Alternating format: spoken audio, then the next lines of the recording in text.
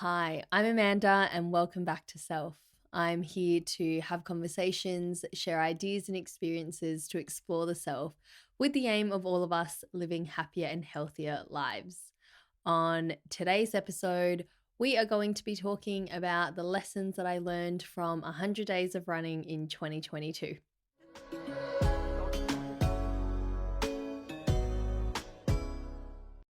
So, before we talk about running, I just want to quickly say that I did it again. If you caught it on social media, you would have seen that I shared a story saying that I had recorded this entire episode and forgot to hit record on my microphone. If you have listened to the first episode, I essentially tell the exact same story. I did the same thing again. So, episode 11, clearly she hasn't learned.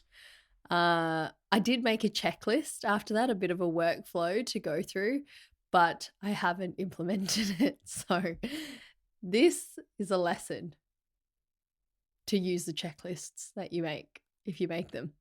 Anyway, that is now in the past. We're moving on. We're re-recording and it's okay.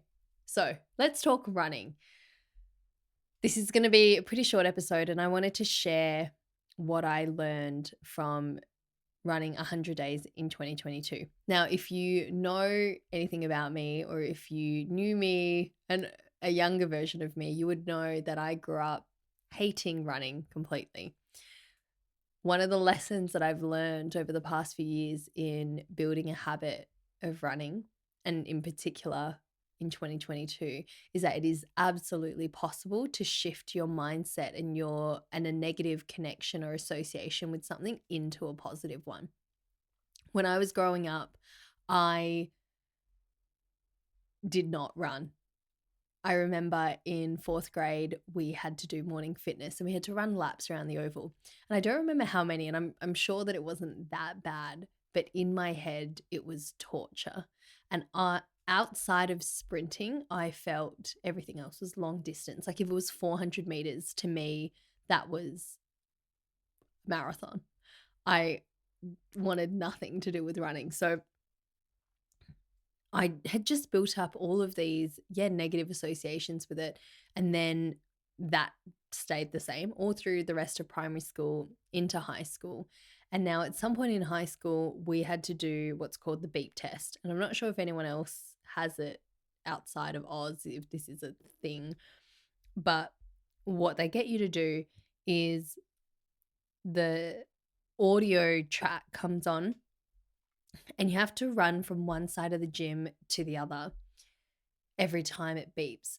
And it starts off pretty slow, walking pace, and then speeds up. And I remember that we had to get to, I think, level 6, maybe 6.1 to pass. And that was my goal. I was like, I just have to make it to 6. And I died. Honestly, I remember just being like, this is the hardest thing ever. I was struggling to keep up.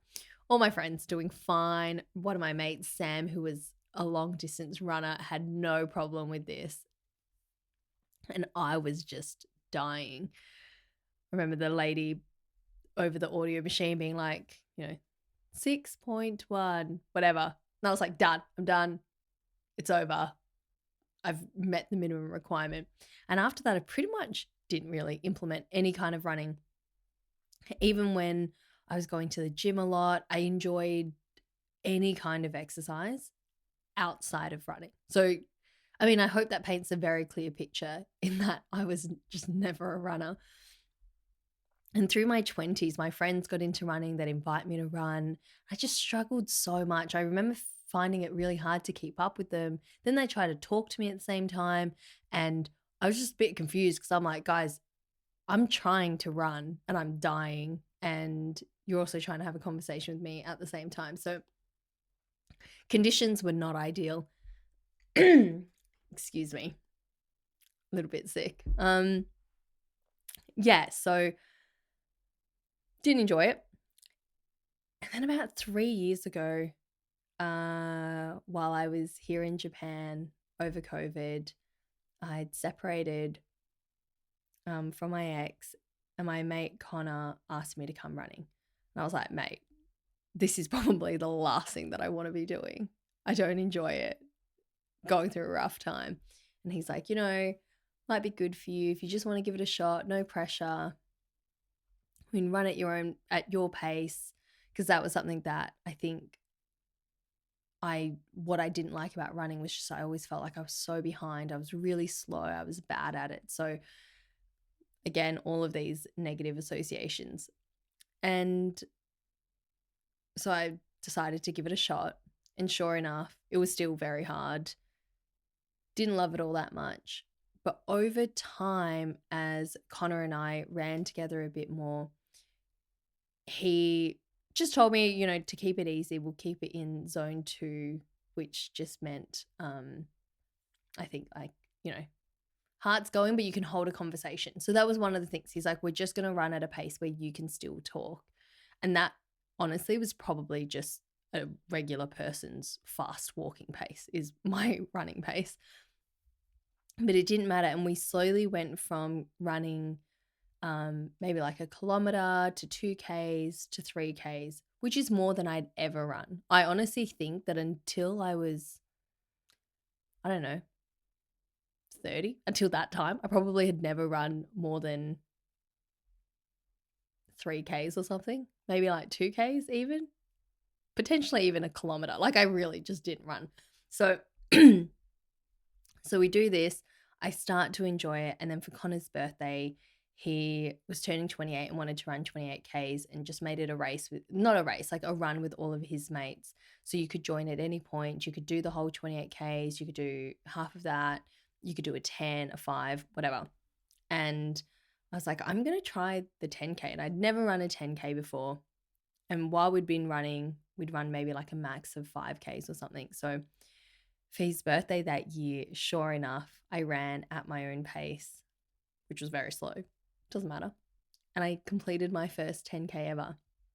And I was so stoked and proud of myself. And I really enjoyed it, actually. And so over that period of a few months, something that for the majority, an overwhelming majority of my life that I had absolutely hated, I actually developed a bit of an affection for. I really enjoyed it. I started to understand a bit more about, this runner's high that people got. It was something that helped to clear my head. My body felt good. My mind felt good. There was just a lot of benefit that came from it, and I really did enjoy it.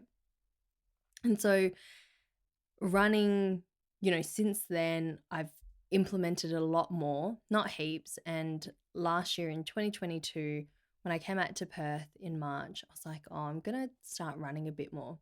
And maybe towards the end of the year at some point, perhaps around September, I realized I had hit the 50-day mark or something. And I thought, you know what? Why don't we just try and go for 100 days? For the rest of the year, let's try and just run a bit more and develop a good habit around this to run in the morning. And on the 31st of December, I completed my 100 days, which was just awesome. Again, feeling really stoked, proud of myself. And so, yeah, I think one of the greatest lessons is realizing that just because you have a negative association to something, just because you don't like something or you haven't liked something for a period of time doesn't mean it has to stay that way forever. It is absolutely possible to shift and change your mindset and your connection. Another lesson that I've learned is that in order to build a habit, a new habit around something, you have to, for me at least, I really had to remove any type of milestone pressure. So what I realized was for such a long time, because I was trying to keep up with other people's paces or run a certain distance, I didn't enjoy it. I wasn't running then for any kind of enjoyment. It was in order to meet something. And because I felt that I wasn't good at it, because it was just so difficult for me, I remember getting a stitch at like, I don't know, 300 meters, 400 meters. Like, they would come on so early.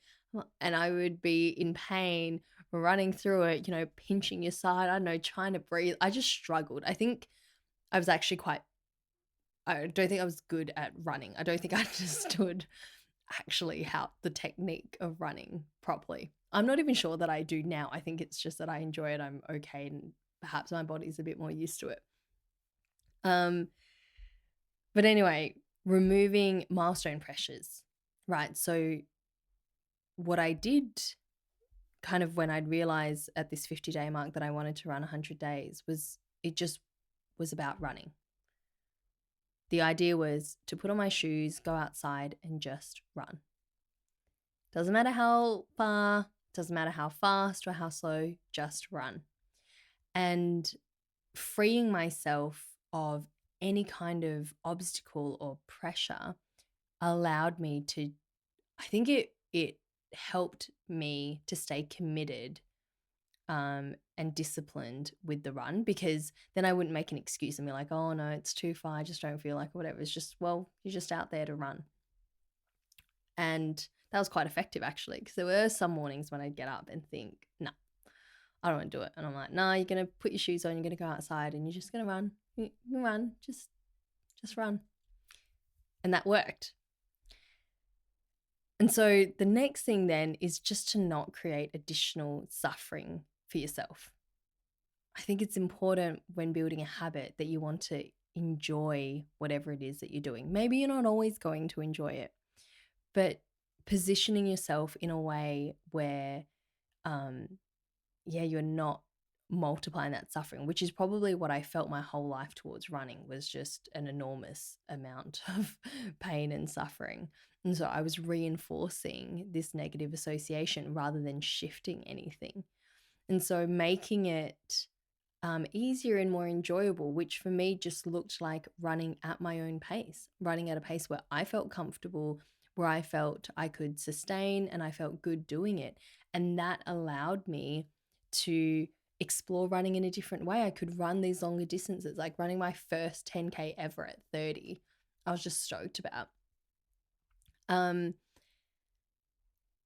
then another thing I've learned in building a new habit is to do it at the same time every day and to link it to something you already do. And I think I read this perhaps in one of these like habit books, Atomic Habits or Habits of Highly Successful People or something. But I remember going, actually, that's a great idea, where if you connect it or link it to something that you already do every single day, like brushing your teeth, then that's the trigger and the reminder to do something. And so what I did was I would always run in the morning. So that's my preferred time to run. I've tried running in the afternoon. It's okay, but I feel a lot heavier, a bit more tired. And so for me, first thing in the morning, I feel fresh. That's the best time to do it.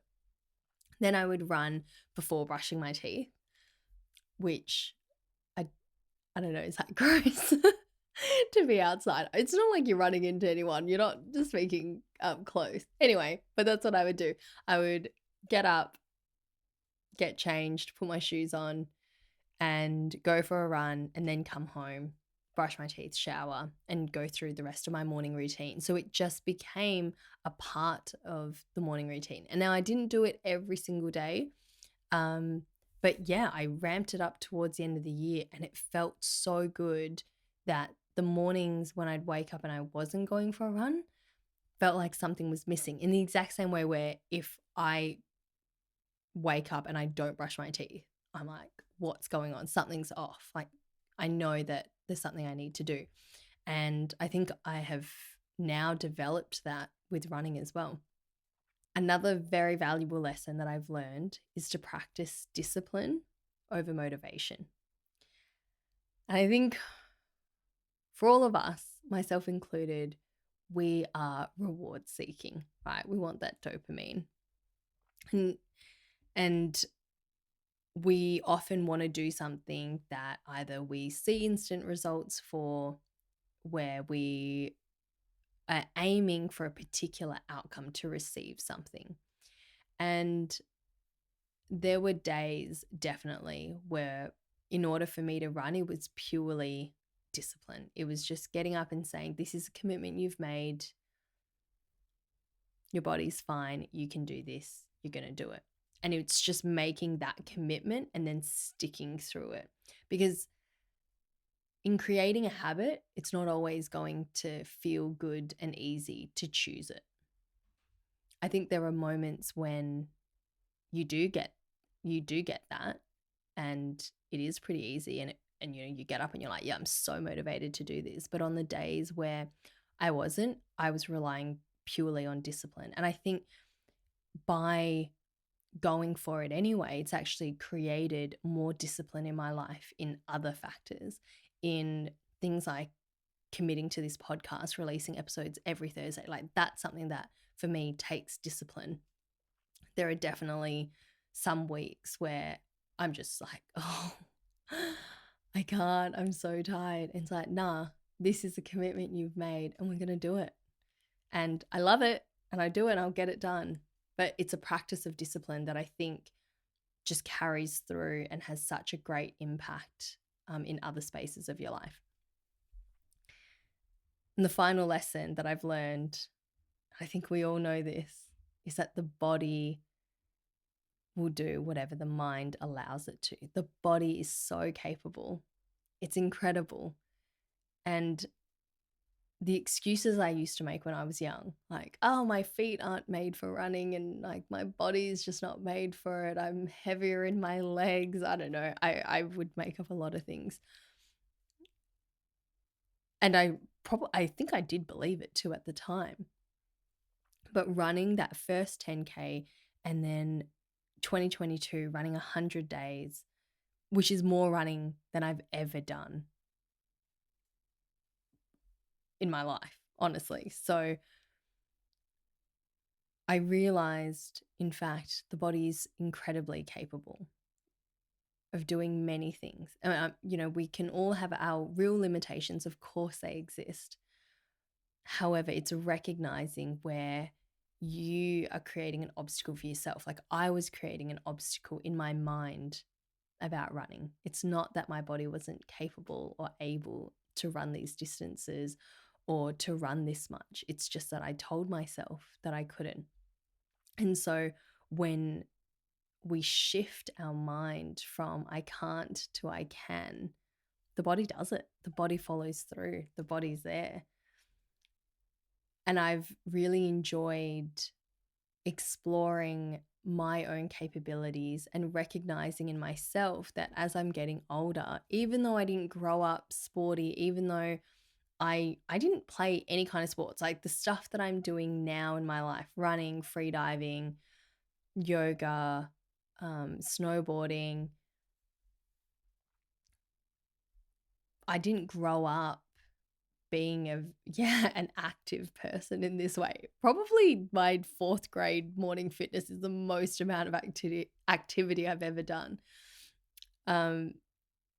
I didn't grow up doing any of that, but my body's incredibly capable. I'm doing all of this now when I didn't even do it as a kid or as a teen, when, your body's like recovers quickly and is youthful and able to do everything. So it's been such a great journey, and I've learned these great lessons that I hope, if this is a year where you are hoping to implement some new habits, or you've got some goals around some habits, I really hope that this acts as a bit of an encouragement for you, but also that you can take away some of these lessons that I've learned and apply them, and that you stick through it and continue to practice that discipline over motivation. And I promise that it is absolutely worth it.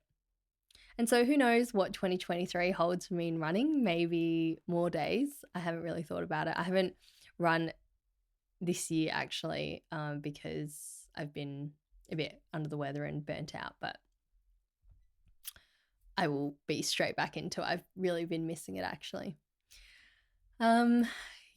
I am hoping that I hit record on the cameras and on my microphone, because recording this a 3rd time is just not going to be great. Thank you for tuning in. Um, you can follow this podcast on Instagram at self_podcast. You can listen anywhere you get your podcasts or watch on YouTube. I release episodes every Thursday. And that's a wrap. Thank you for tuning in, and I will see you next week. Bye.